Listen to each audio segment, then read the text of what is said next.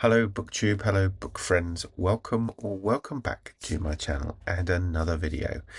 This is my weekly reading week video, so this is for the week that ending the 14th of June, although I am recording it a couple of days early because I have an optician's appointment on the day that I would normally record it, and they're putting drops in my eyes, so chances of me being able to see the screen or look at what I'm trying to show to the camera are probably pretty limited on that particular day. So we're doing it a day early, but I don't think it's going to make a great deal of difference. I don't think I'm going to suddenly finish loads of books in the next 24 hours. So what have I been reading this week? Well, I finished reading Riding the Outlaw Trail, which was a book I mentioned last week and I just started. I do want to talk about this, but I can't do it without spoiling the book. So what I'm going to do is do it last. And then if you don't want to know, you can just stop watching the video at that point and you won't miss anything else. So we'll come back to this. The other books that I've been reading are also Westerns. And the first is the Oxbow Incident, and I don't have a book to hold up because I had an ebook and that file doesn't actually have a cover, so I won't be able to show you the cover, but I'll put, as I say, a picture up on the screen.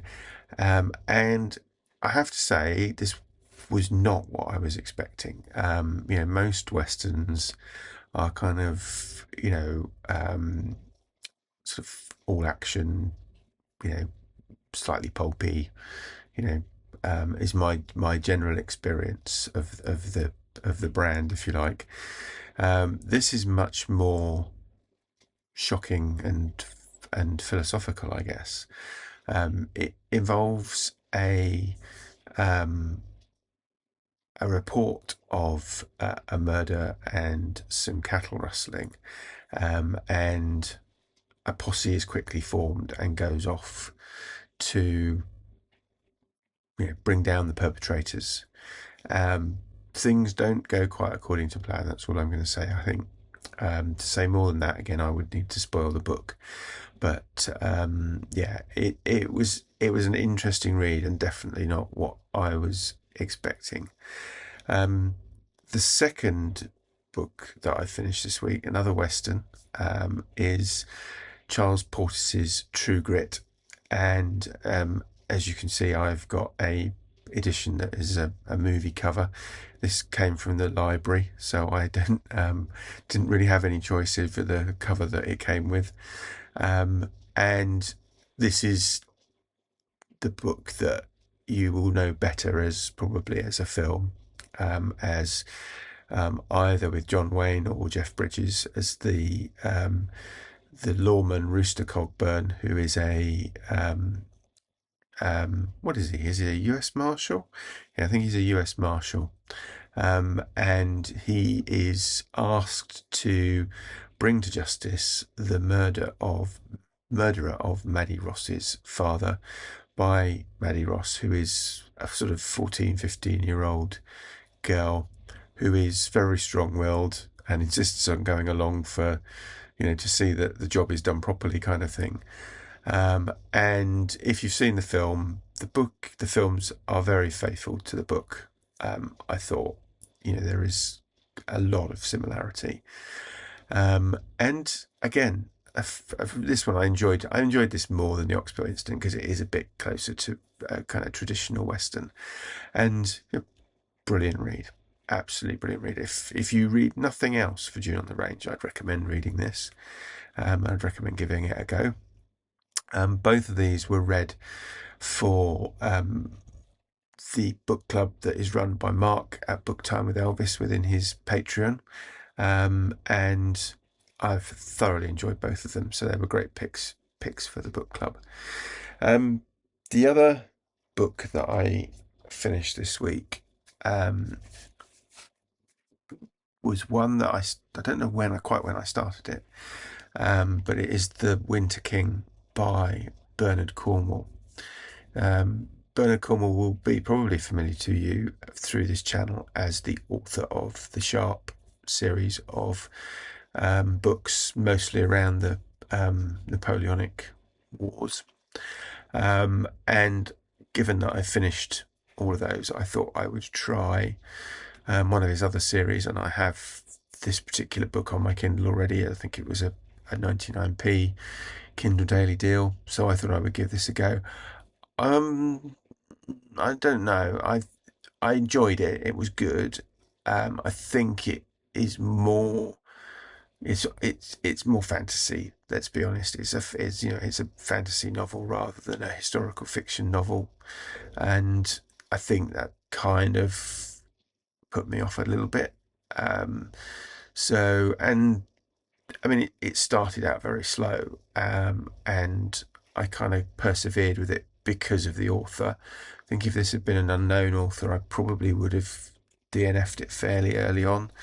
But I was rewarded. The pace picked up, and the story picked up, and it was quite a good read.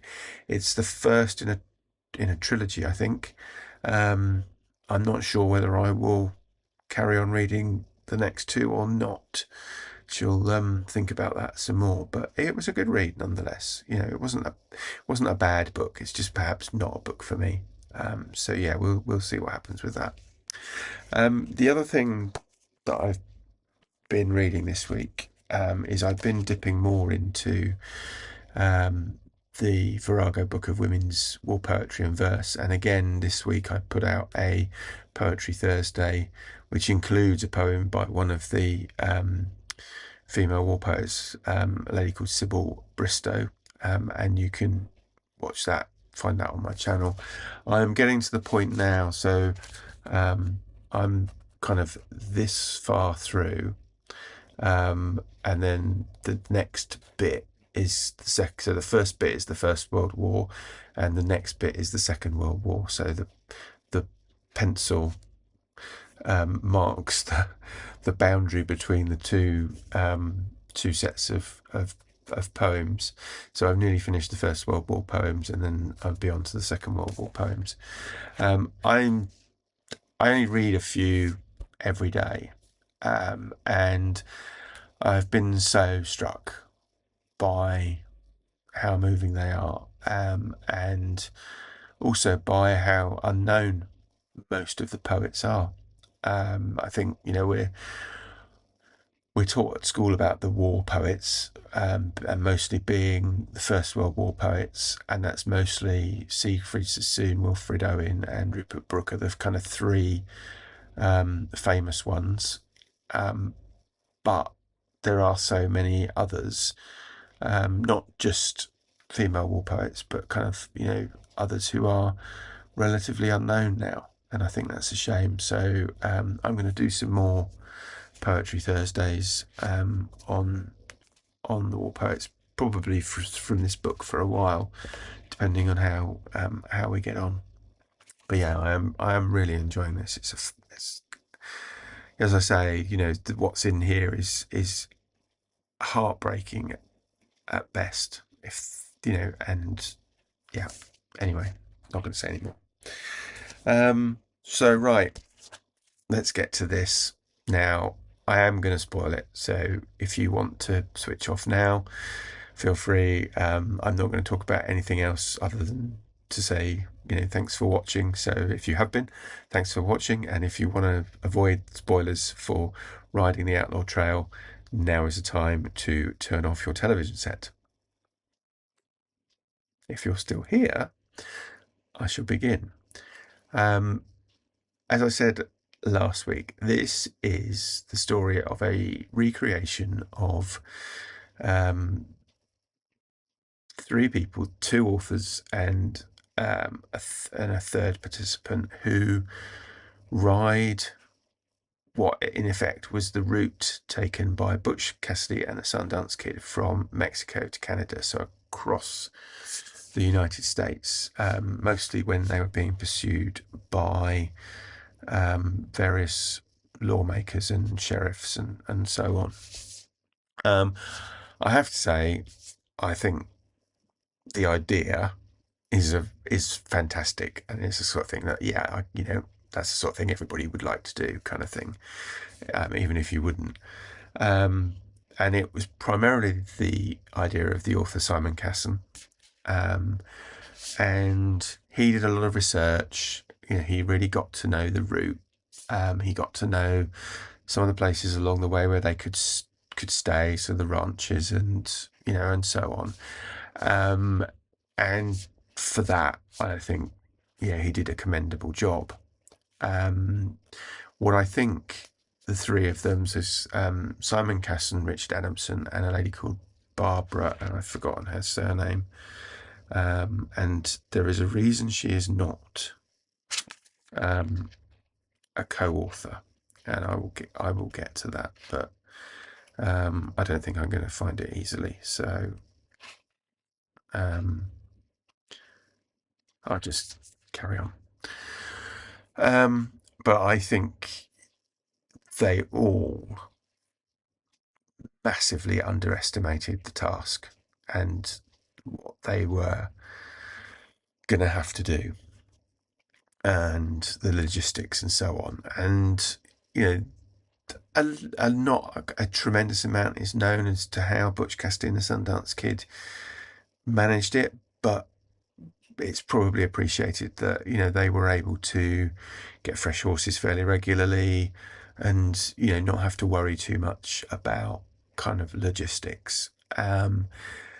And these three, although they did give it some serious thought. So they basically had a horse each that they were riding, and then at various times up to 3 pack horses who were carrying tents, food, etc., all the equipment basically.